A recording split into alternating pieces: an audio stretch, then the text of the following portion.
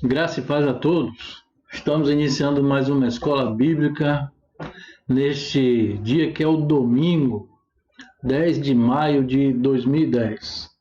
E antes eu quero estar parabenizando a todas as mães da Igreja Batista Carvalho de Justiça, que o Senhor continue abençoando grandemente as mães, que o Senhor capacite, dando sabedoria, que o Senhor capacite na criação dos filhos, na condução do lar, que o Senhor cada vez mais encha as mães com este amor tão bonito que ela demonstra por sua família, que está sempre pronta a fazer algo em benefício da sua família.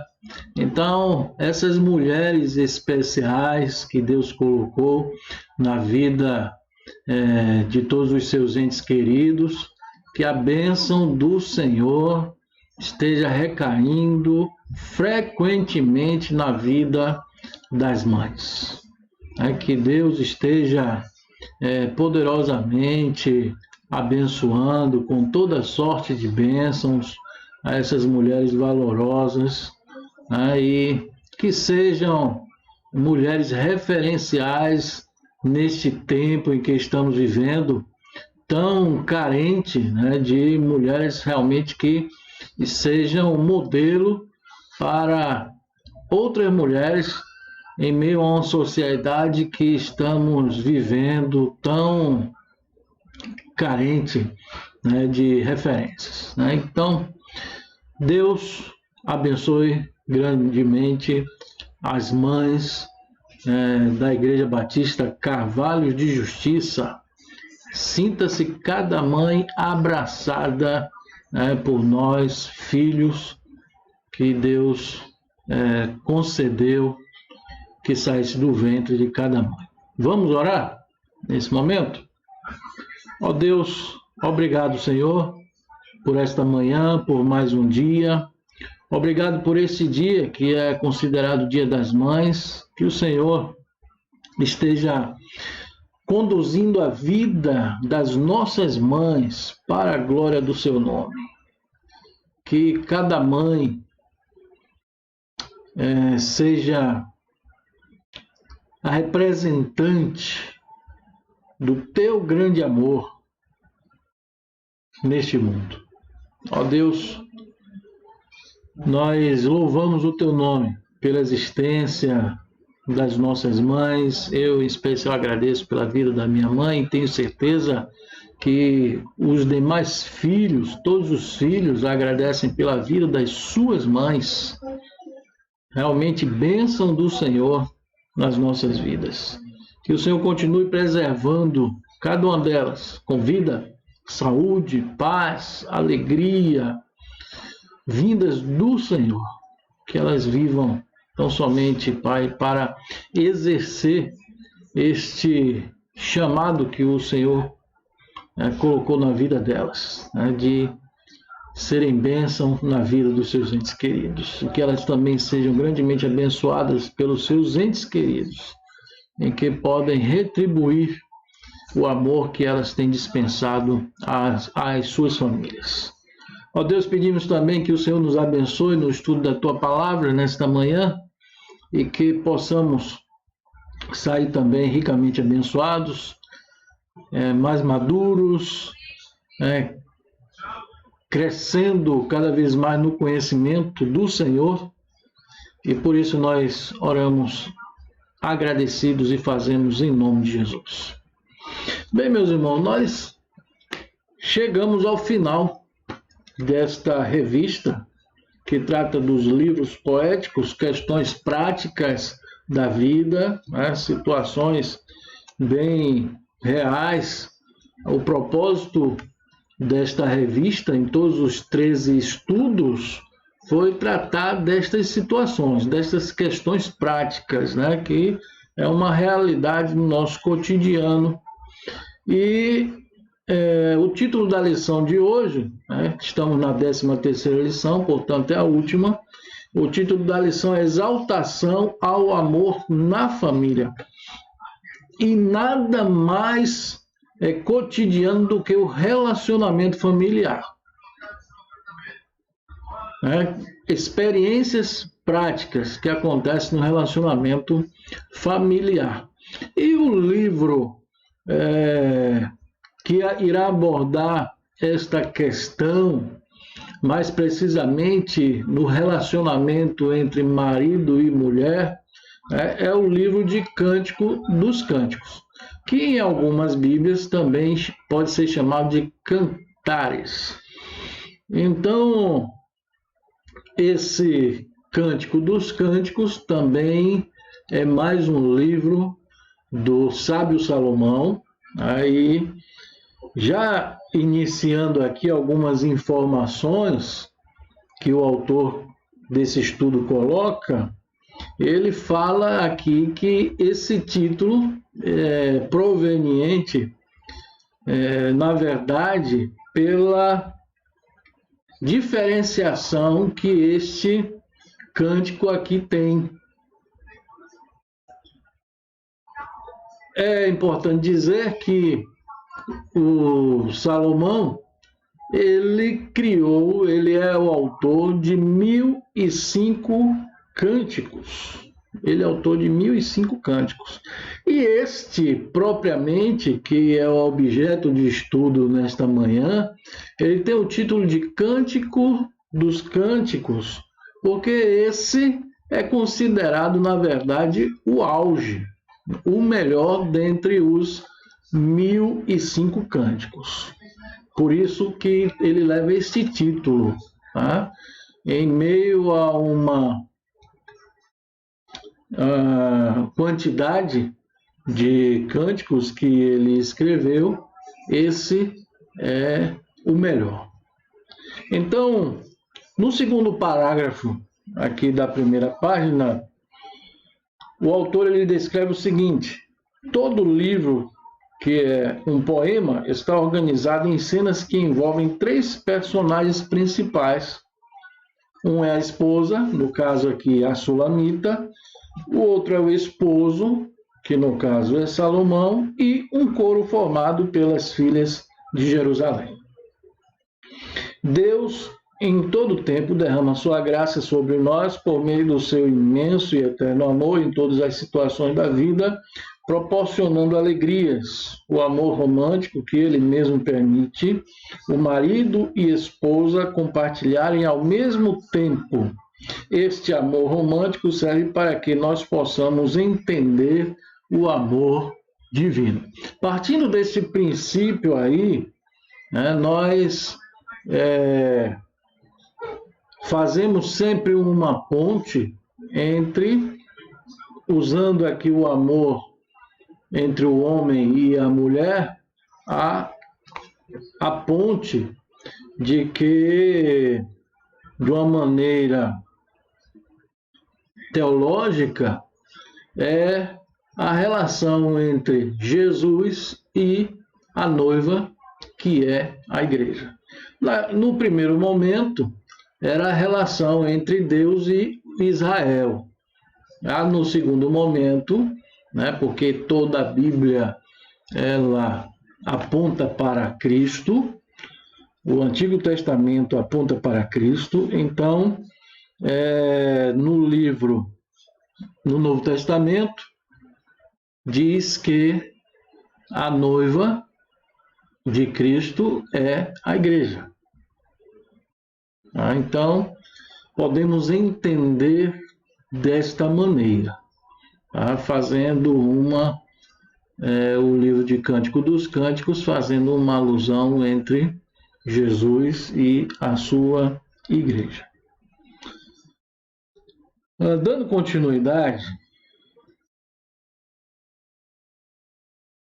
vemos o seguinte: no último parágrafo da próxima página, diz assim: ainda sobre a linguagem do livro, é importante ressaltar que talvez a beleza da noiva em nossos dias não encantasse, até mesmo por seu trabalho, pois seu trabalho a obrigava a ficar muitas horas sob o sol escaldante. Assim como os elogios do noivo podem soar como estranhos, por exemplo, ele compara a noiva a éguas do Egito. Que comparação é essa para os nossos dias, né? Mas naquele tempo era comparável, né? Porque as éguas do Egito eram animais muito bonitas, né? As éguas eram bonitas, muito formosas. Então, o autor ele fez essa comparação que não era ofensa alguma naquela época, né? Nós entendemos muito bem essa questão, né? O autor mesmo ele diz aqui no próximo parágrafo dessa segunda página, lá em cima, ele diz assim: esses animais eram um símbolo de formosura e força.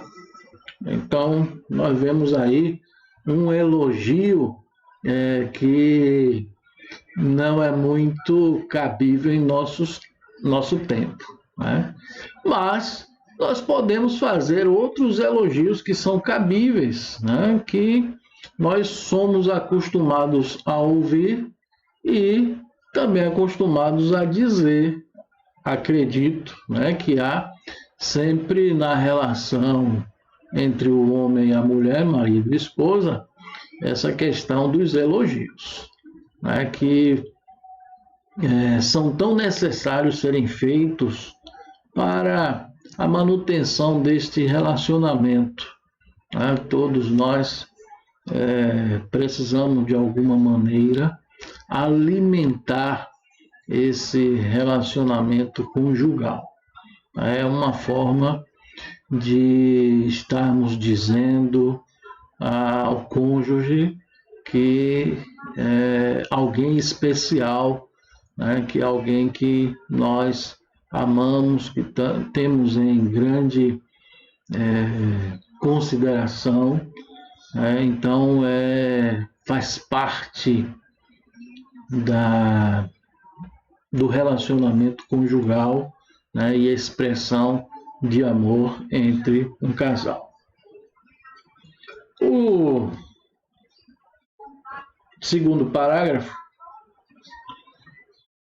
que tem por título O Verdadeiro Amor Comparado a um Banquete,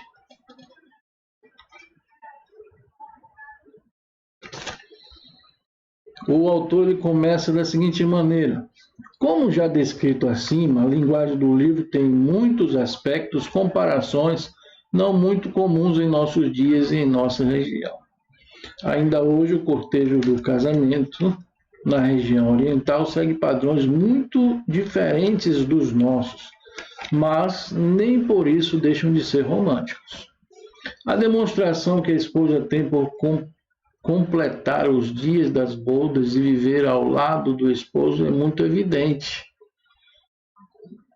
E nos chama a atenção aqui dos versículos 4 e 7 do capítulo 1. Nós vamos ler. Diz assim, o versículo 4 do capítulo 1. Isso é a expressão da noiva, né, para o seu noivo. Leve-me com você, vamos depressa. Leve-me o rei para os seus aposentos. E o versículo 7 diz assim: conte-me você a quem amo, onde faz pastar o seu rebanho e onde faz as suas ovelhas descansarem ao meio-dia. Se eu não souber, serei como uma mulher coberta com véu junto aos rebanhos dos seus amigos, né? Então, nós vemos aqui a expressão da noiva com relação ao seu noivo. E prosseguindo, diz assim: neste ponto aparece a comparação do casamento como melhor que um banquete servido com vinhos. Também ela se mostra preocupada com sua aparência física ao dizer a razão da sua cútis queimada, ou seja, sua pele queimada pelo sol, em virtude do seu trabalho. Este é um bom conselho para os casais em nossos dias, em que os dois devem procurar sempre estar bonitos um para o outro. O namoro não termina, no casamento. Pelo contrário, o namoro continua. E assim como na época que estavam se conhecendo, chamada de namoro, né, que se vestiam bem um para o outro, né, se perfumavam bem, no casamento deve haver a mesma atitude, deve ser preservado isso, né, estarem se vestindo bem um para o outro, se arrumando bem um para o outro, né, se perfumando um para o outro, porque isso faz bem para o casamento, né? Não podemos desprezar isso. Se o período de namoro foi um período curto, foi feito isso, quanto mais no casamento, que é a maior parte desse relacionamento, ou que na verdade se espera, né, que seja a maior parte do casamento, porque a pessoa não casa para depois se descasar, casa-se uma vez só para viver a vida inteira. Então é fundamental isso, né, a manutenção desta atitude durante o casamento.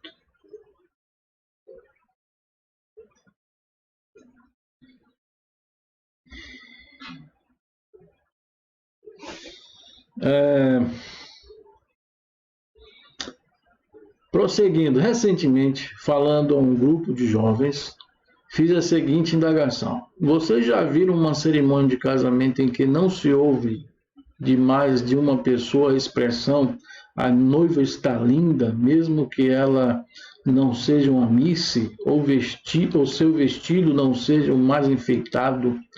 Todos concordaram comigo, pois esta é a realidade. Toda noiva procura apresentar-se a mais linda possível a seu entendimento.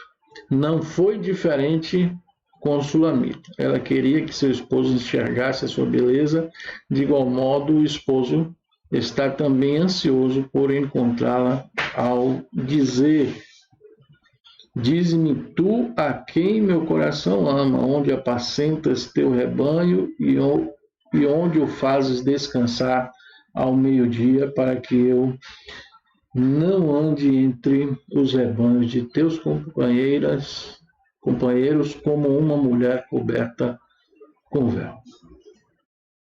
Então, sim, continua. Como uma mulher coberta com véu, se não o sabes tu, a mais bela entre as mulheres, segue o caminho das ovelhas e cuida dos teus cabritos junto às tendas dos pastores.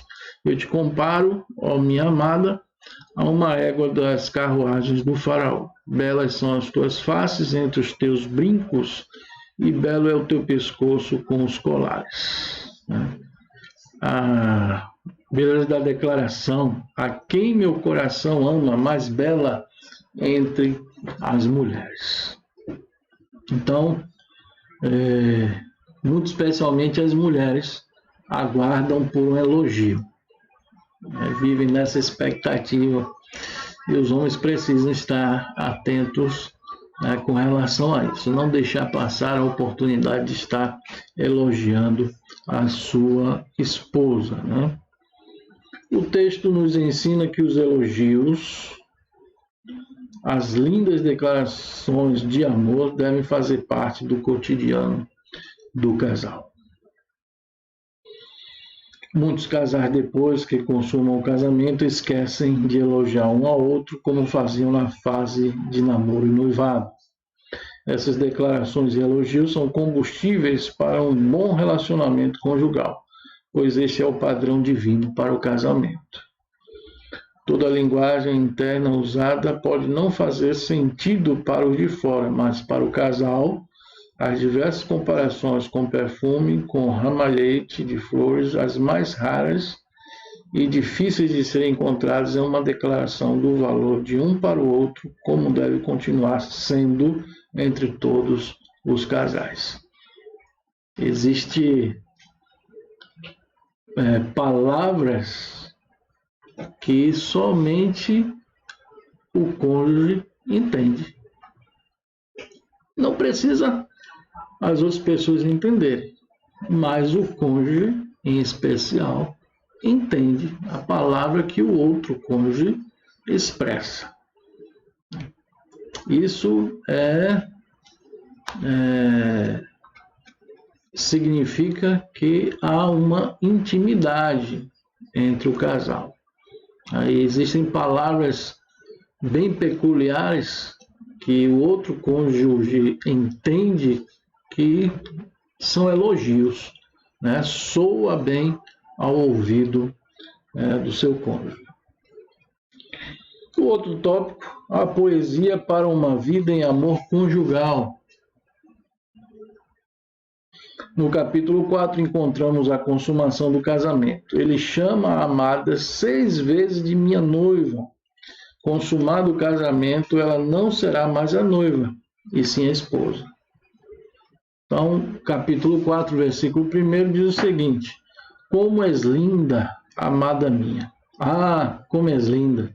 Os teus olhos são como pombas por trás do teu véu.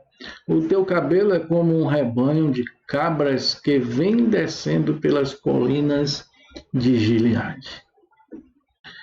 Os olhos de uma pomba era sinal de profundidade e de paz. Enquanto a maioria das pessoas que acompanham uma cerimônia de casamento está preocupada em ver o vestido, o penteado da noiva, a decoração do local, aqui o noivo volta toda a sua atenção para a beleza da noiva.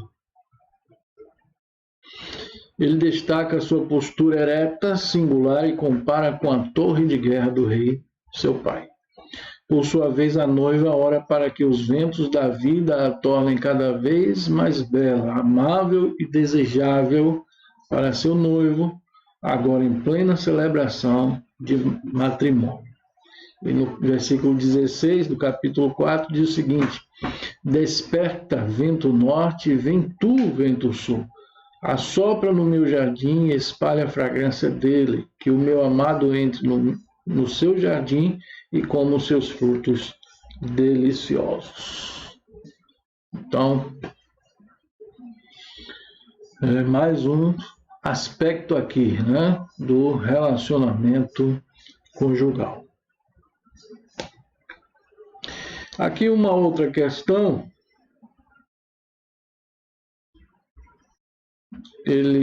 O autor aponta aqui dos versículos 3 ao 8 do capítulo 5, dizendo que esses versículos aqui nos ensinam que os cônjuges devem sempre manter um ao outro avisado quando estiverem fora de casa. É a questão da prestação de contas. Primeiro que deve saber onde você está é o seu marido ou a sua esposa. Um deve prestar satisfação ao outro. Esse é um princípio da cordialidade, da cooperação,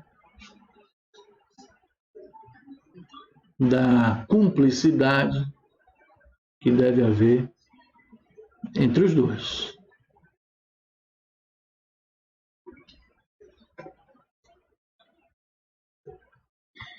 Para nós, este é um recurso fácil, tendo em vista a tecnologia, mas para aquela época não era nada fácil. Talvez ele tivesse que encontrar um mensageiro para ir até sua casa e informar onde se encontrava.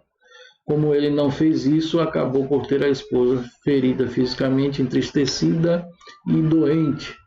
Por isso, maridos e esposas não devem deixar um ou outro desavisado de seus destinos. De maneira alguma. Deve-se sempre conversar, dizer para onde vai, o que vai fazer e que hora deve estar retornando. Então, isso também faz parte e sustenta o relacionamento conjugal. O outro entende com isso que quando damos satisfação, entende com isso que há uma consideração que o cônjuge tem por si. O cônjuge tem pelo outro cônjuge. Prosseguindo, no penúltimo parágrafo, diz assim: como vemos no capítulo 7, o agora marido sempre encontra uma razão, um motivo para elogiar a beleza da esposa.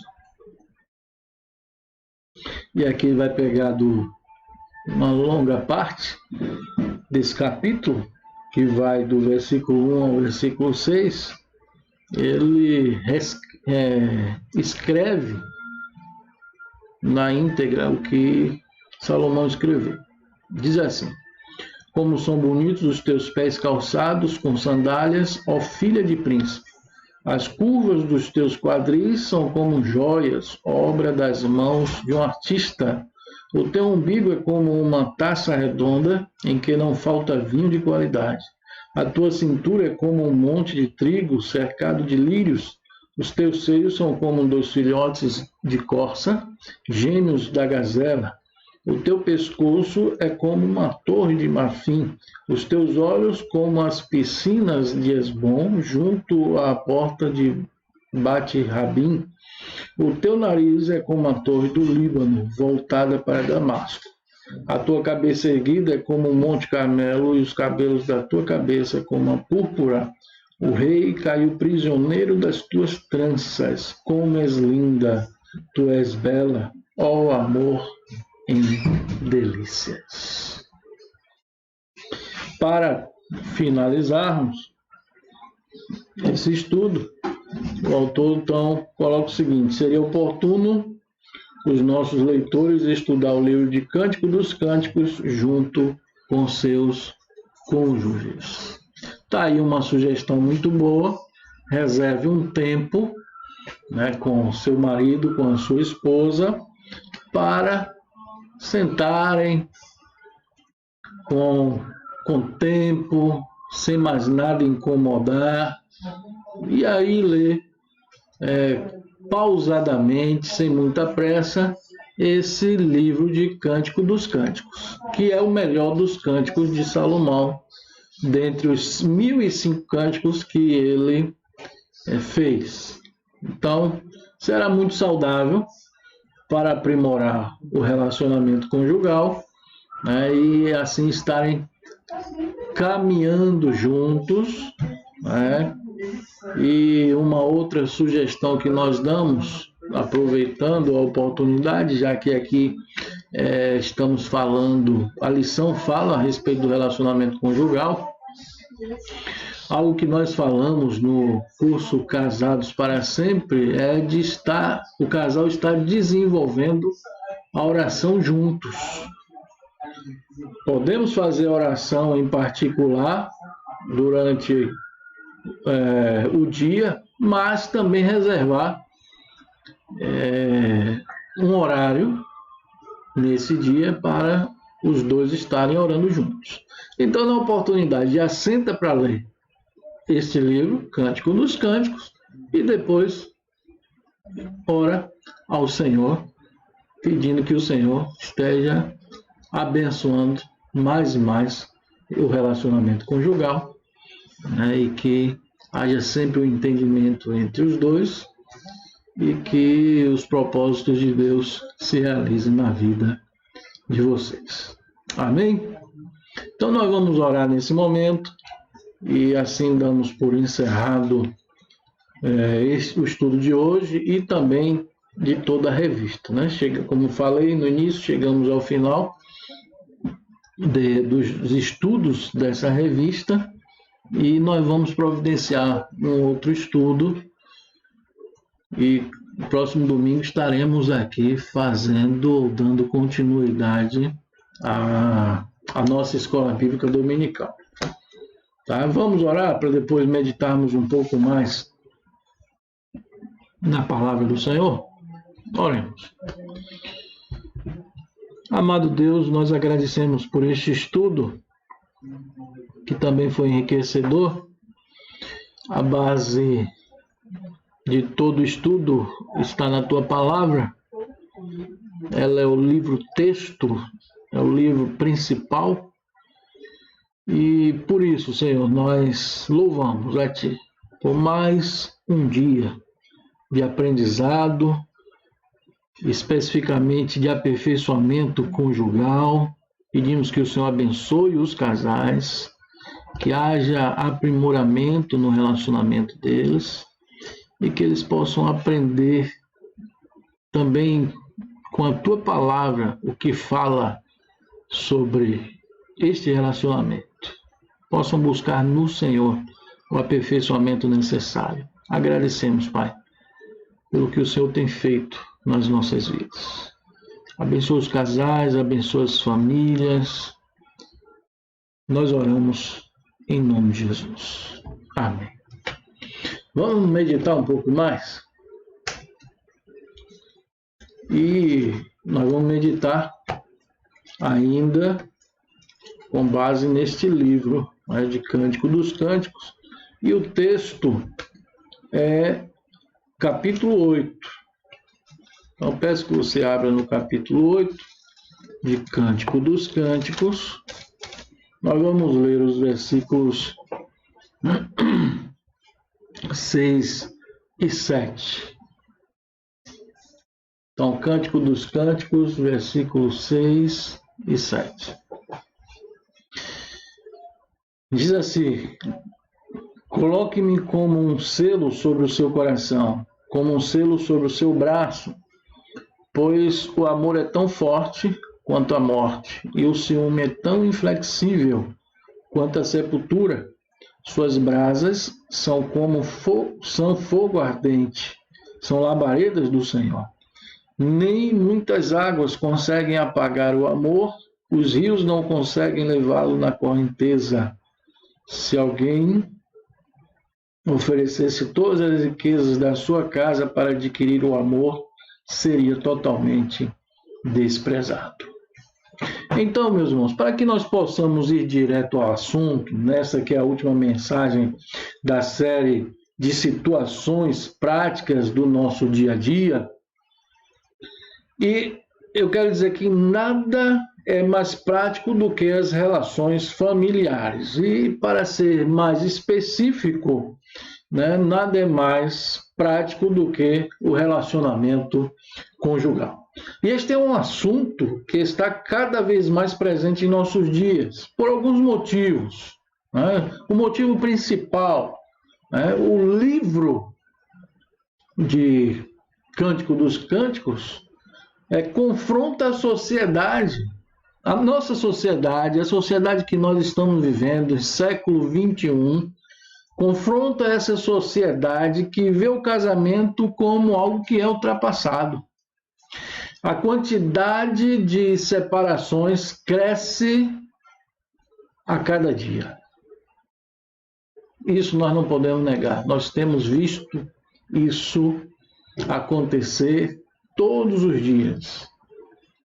Os cônjuges brigando e se matando um ao outro.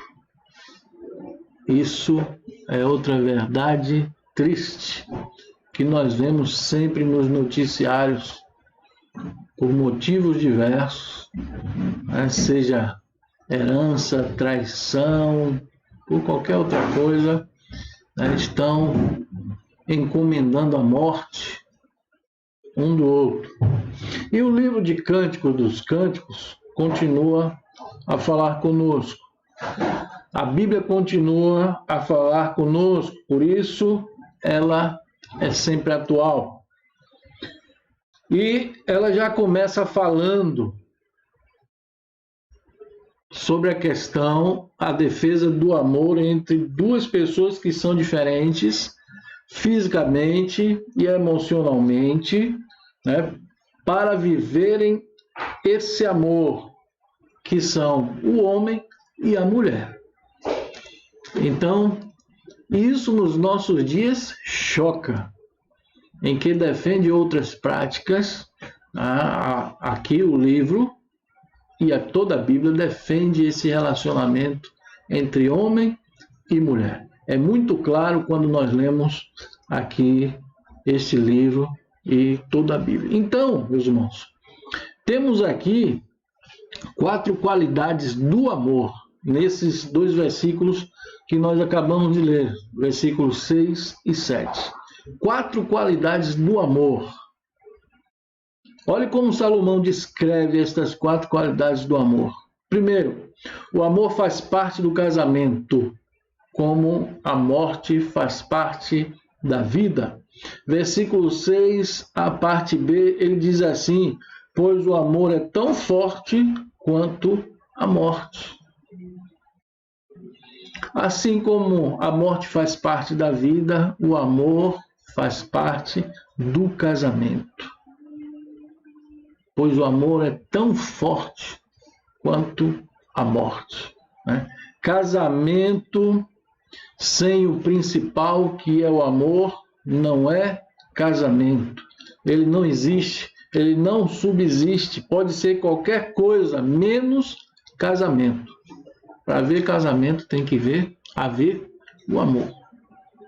Segundo, o amor é intenso como a brasa mais ardente. Está no versículo 6 ainda, na parte C, que diz assim: suas brasas são fogo ardente, são labaredas do Senhor. Então o amor é intenso como a brasa mais ardente. Ele brilha entre o cônjuge porque vem do Senhor. Foi Deus quem criou o primeiro homem e a primeira mulher e os abençoou no relacionamento conjugal. Vem do Senhor. Esse fogo ardente que há entre o casal é abençoado pelo Senhor. Salomão diz: são labaredas do Senhor. Terceira qualidade do amor. O amor é inesgotável, mesmo quando inundado ou sufocado em problemas. Versículo 7, a parte A, diz assim: nem muitas águas conseguem apagar o amor, os rios não conseguem levá-lo na correnteza. Aqui as muitas águas, né, que são representados por problemas, por dificuldades, não conseguem esgotar o amor. O amor, que é amor, não acaba. Já fala o apóstolo Paulo lá em 1 Coríntios capítulo 13, que nós vamos ler já já. Quarta qualidade, quarta e última, que nós vemos aqui nesse texto. O amor é tão precioso que não pode ser comprado, somente doado. Versículo 7, a parte B, que diz: se alguém oferecesse todas as riquezas da sua casa para adquirir o amor, seria totalmente desprezado. Então, o amor é tão precioso que não pode ser comprado, somente doado. E aqui nós sabemos como ele é doado, exatamente doado. Ele é doado na expressão em que um cônjuge doa o seu amor ao outro, dá, oferta o seu amor ao outro. Não foi comprado esse amor, mas foi oferecido, foi doado, foi ofertado. E nós vemos a maior representação do amor que está em Deus, quando Deus amou o mundo de tal maneira que deu, ofertou o seu Filho, para que todos que nele creiam tenham vida eterna. Então, o amor é tão precioso que não pode ser comprado, somente doado. E como eu falei, para concluir, eu quero ler com vocês 1 Coríntios 13, do 1 ao 8, que está bem dentro desse contexto 1 Coríntios 13,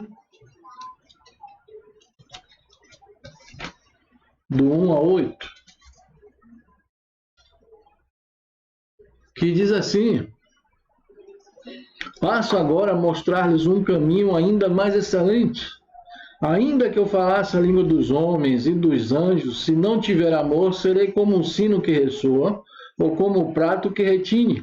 Ainda que eu tenha o dom de profecia e saiba todos os mistérios e todo o conhecimento, e tenha uma fé capaz de mover montanhas, se não tiver amor, nada serei. Ainda que eu dê aos pobres tudo o que possuo e entregue o meu corpo para ser queimado, se não tiver amor, nada disso me valerá. O amor é paciente, o amor é bondoso, não inveja, não se vangloria, não se orgulha, não maltrata, não procura seus interesses, não se ira facilmente, não guarda rancor. O amor não se alegra com a injustiça, mas se alegra com a verdade. Tudo sofre, tudo crê, tudo espera, tudo suporta. O amor nunca acaba. Mas as profecias desaparecerão, as línguas cessarão, o conhecimento passará. Então, está aí uma passagem muito profunda que fala do amor, né? E nós queremos fechar com essa passagem, né? Falando do amor,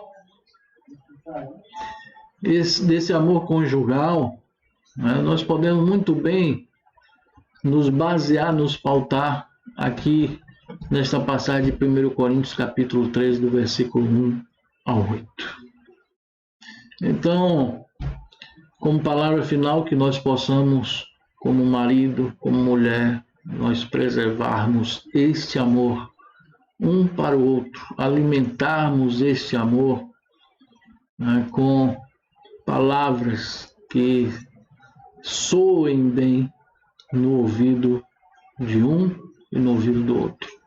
Que o Senhor nos abençoe grandemente, nos dê sabedoria necessária, que nós possamos buscar o aperfeiçoamento do nosso relacionamento conjugal, mas buscar sempre no Senhor. Vamos orar, finalizando. Ó Pai, agradecidos nós estamos por chegarmos ao final de mais um estudo da Tua Palavra. E nós louvamos o Teu nome. Continua a nos ensinar, Senhor. Nós precisamos, queremos ser aprimorados, aperfeiçoados, através da Tua Palavra e do que o Teu Santo Espírito tem a nos dizer. Nos dá um continuar de dia na Tua santa e gloriosa presença. Nós oramos e fazemos em nome de Jesus. Amém, glória a Deus. Que o Senhor continue a nos abençoar grandemente.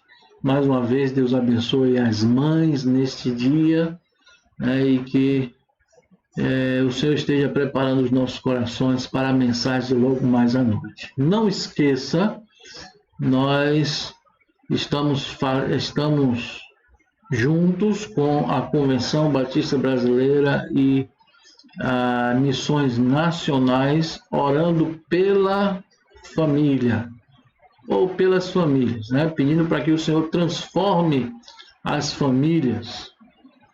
Então, não esqueça de estar orando. Todo dia colocamos no grupo da igreja os pedidos de oração, interceda, coloque diante do Senhor. Também não esqueça de estar passando este link para outras pessoas, para que também possam ser alcançadas através deste canal, né, desse instrumento que o Senhor nos concedeu neste tempo de pandemia. Então, Deus continua nos abençoando grandemente e até mais à noite às 18h30. Tenha um bom dia em nome do Senhor Jesus.